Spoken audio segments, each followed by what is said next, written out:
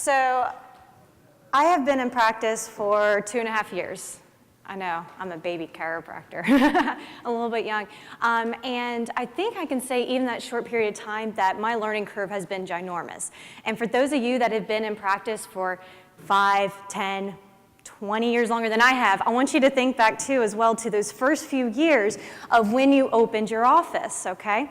And you look back at those first few years, you probably remember those moments that literally shaped how you saw yourself in practice, how you interacted with your community, and how you expressed yourself, okay? Probably remembering, I'm seeing a few smiles in the audience, which means you probably have some funny memories too as well.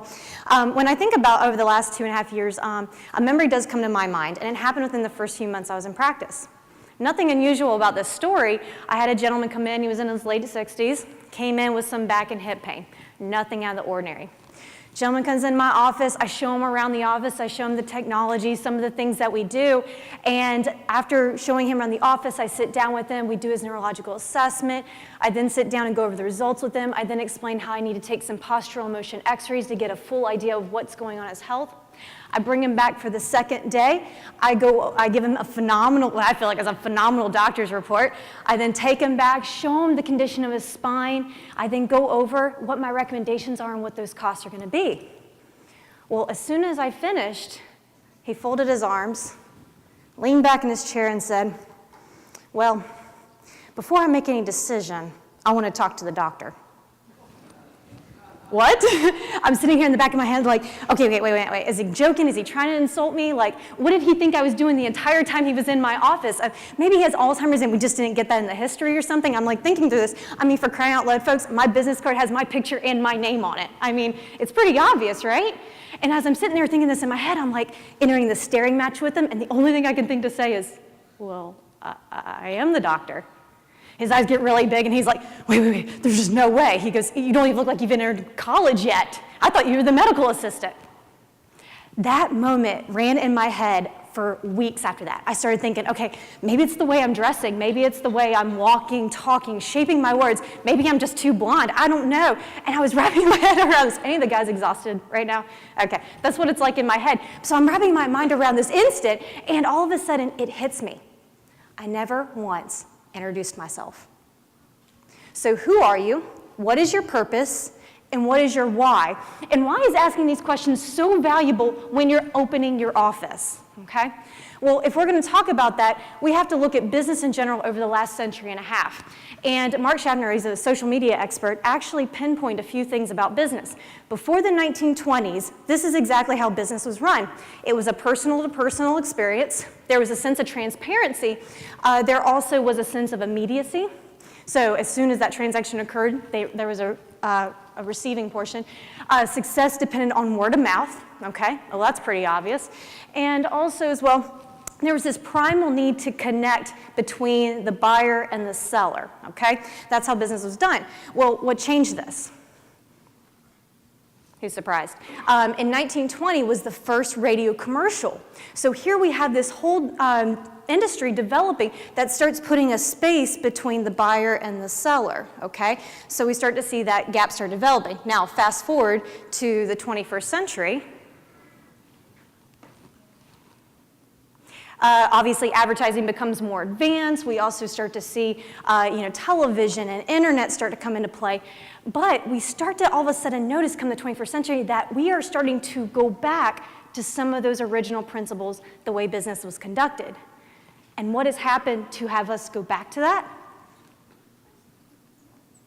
Social media.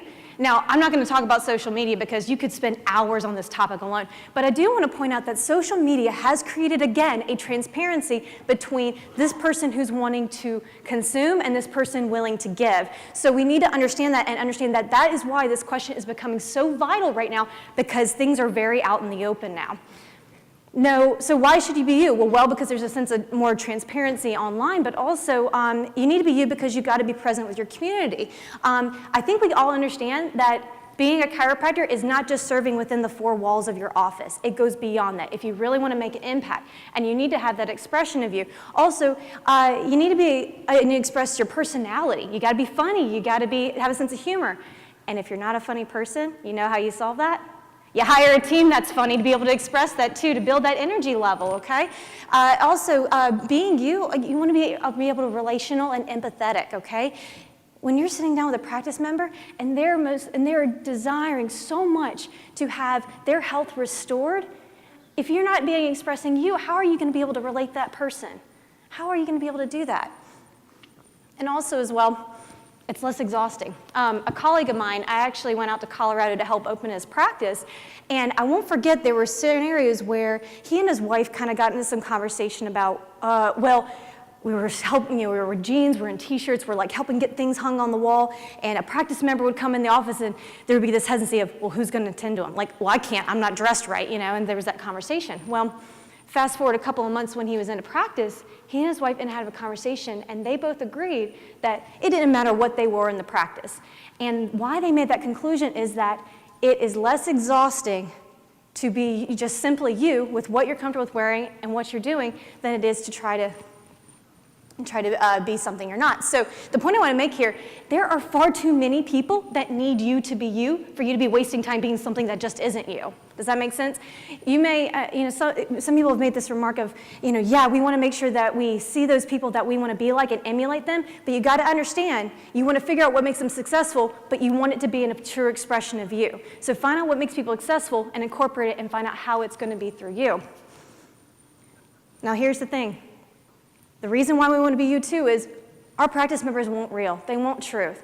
And I'm going to ask you something. Isn't chiropractic the realest thing in our healthcare profession? Yeah. Absolutely. And so why wouldn't you want to be that? I mean, practice members don't want to be sold on chiropractic. They just wanted their health restored. So when people get caught up with the fact of, well, I don't want to be salesy, well, if you're truly expressing love, compassion, and what you're truly caring about in these people, then how could they possibly feel this way? That's why it's so important to be an expression of you. And then also, they want to get to know you because they are trusting you with the most important thing in their entire lives. I don't care what kind of car you drive. I don't care what kind of house you live in. I don't care how much money you make. If you do not have your health, you don't have anything. Am I right? Exactly. Now, here's the thing. There are some people that will still be hesitant about being themselves. And I want to dispel some of these. I won't be taken seriously. Well, folks, I am a young, blonde, a little bit opinionated person, mildly OCD, okay? How serious do my practice members take me? Actually, very. And the reason why they do that is because I embrace that in my office. When I introduce myself, I proudly say that, yes, I'm the chiropractor. Yes, I may be a little bit blonde, but I also make a lot of jokes about it, and I'm also very personal with them. And they understand that about me. Also, some people may be resistant because they may feel, well, it may hurt my office image if I'm too transparent. I'm gonna be honest with you folks, if you're being yourself and it's going against your office brand, you need to change the brand in your office because your office should be a fluid expression of you all the way through, hand in hand. And if you're finding dissonance in that, that needs to get corrected. I love this quote. It says, be who you are and say what you feel because those who mind don't matter and those who matter don't mind. I've reached a point in my office, and it took me a while, I'm just being transparent with you folks, it did take me a while to learn this, but I've gotten comfortable that if I meet a certain practice member and the fact that I can tell that they're still not understanding what it is we do and they still have this mindset about chiropractic, I'm honest with them and say, Mrs. Jones, this may not be the best place for you right now. Because I'm so comfortable with the fact of how we communicate chiropractic in our office, how we interact with our practice members, and confident in the results we produce, that if they can't understand why we do things the way we do in our office, then maybe it isn't a good fit. And you gotta be comfortable with that. And that comes from being so secure about who you are. Here's another thing, people will find me offensive. I got one question to this one. Are you a chiropractor? I mean, isn't that kind of in the job description? I mean, seriously. So you guys got to get over that one. You're going to ruffle some feathers. If you're speaking truth to your practice members and going against that huge allopathic mindset, you're going to be a little bit offensive. But it's all in how you portray it and how you express it. And this goes along the same lines. That's where you hold yourself accountable. Now, as you probably noticed, some folks, you might have heard some curse words on stage, people expressing who they are. I don't think it's necessarily a bad thing as long as it's a fluid expression and you're expressing it with love. I actually make a joke back to my friend who was talking about wearing whatever he wanted to in office. We always make a joke that the tighter his jeans get, the higher his patient visit average gets. So anyway, please, please, please be an expression you are because it has nothing to do being somebody you're not has nothing to do with your success. So how do we express you? Well, first step, I grew up in East Charlotte, so I'm going to say it like we said it then. You got to find out who you is. Plain and simple. And I think this picture, I've seen this picture a lot with several different folks, and I think it expresses it beautifully. This cat here is seeing this lion, okay? Now, here's the thing. Those of your students, right now you're like, well, I'm a student, I'm not quite a chiropractor yet. If you look in the mirror, it's not who you see right now, but who you see your potential to be, okay? There's a distinct difference. Even though you may see a student right now, who do you see yourself becoming? So even though that cat may actually be a cat, you're looking at what that potential, that inner potential will be.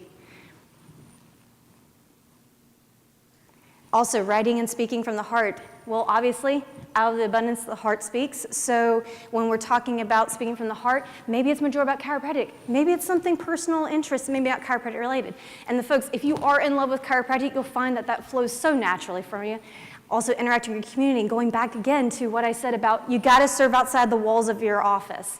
It's not, your practice is not just within your office, it's everywhere. It's your entire community. I'll give you an example. My husband and I, we serve on Kids Life Group. We mentor fifth graders. It's a little bit of a unique experience in that realm, but we also love it. And we do it not for the sake of these people being practice members, but just for the sake that these kids need mentorship too. Being honest. Any questions about that one? Also, being honest and showing your failures and successes. Now, I'm not talking about talking to your practice member and say, yeah, we lost a lot of money last week from those insurance companies, I'll tell you that. No, I'm not talking about that. I'm talking being real about your failures. I'll give you an example. My husband is a professional kayak fisherman. All right, my practice members know when he has a fishing tournament that weekend, because Monday morning, everybody asks me, how'd your husband do at the tournament? How'd he do? Did he win to get first place? And I'm like, well, he got third. Oh, that's okay. He's awesome today. And that's what they love. They love sharing with you in those personal aspects of your life. And that's why you should not only share that message of chiropractic, but you personally, because practice members want to connect to it. They truly, truly want to connect to it. Giving away free advice.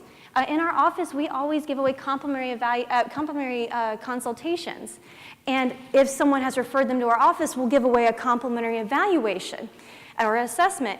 And the thing is, we don't do it to hook them in and rip them, kind of make them sign up for this huge care plan or whatever. We don't do it that way. Reason why we give away this free advice is because we want that practice member to make the most informed decision about their health. Okay? And that's why we do that, because that's the whole thing. If I have a practice member that hears our message and understands exactly what we do, and they decide it's not for them, I'll go back to the phrase that I've always been told, they always come back.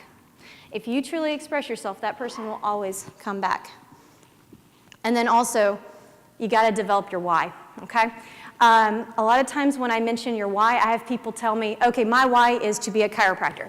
I'm going to be honest with you folks, your why is not to be a chiropractor. That is the vehicle that you create your why, okay? Your why is actually even bigger than chiropractic, okay? Chiropractic's a big thing, but your why should be even bigger than that, because your why should infiltrate every single aspect of your life, your practice, your personal life, your marriage, your kids. That's where your why should be. So you need to dig deep and figure out what that why is. And a couple of last thoughts as I wrap up too. Again, your office should be that fluid expression from you and outward. If there's any dissonance in that, you need to do a self-check and figure out what's going on within and why that dissonance is being created, and then fix your office so it can be an expression of you. Also, you need to own and know and own your why, because that why is going to make you so passionate and determined and driven to push through all those obstacles you're going to hit in practice. I mean, there are tons of people today and yesterday have spoken about knowing yourself, and there's a reason for that, because if you don't have those roots and that foundation of who you are, when you get hit side to side, you're able to get back up and keep pressing forward towards that mark, okay? And that is why that's so important. So for those of you that are students, I'm really excited for you, because I can tell you being in practice has probably been one of the most exciting and rewarding things that I have ever done.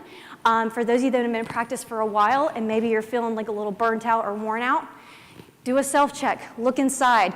Are you expressing how you want to express yourself in your office? Figure out where those are. I thought just a few minutes ago there was a great, I thought you did a beautiful job, by the way, of bullet pointing exactly how to fix that, and I thought that was wonderfully done. And then also, just get excited. Have fun. Have fun, because what's the point of going to work if you're not going to have fun? Thank you, guys.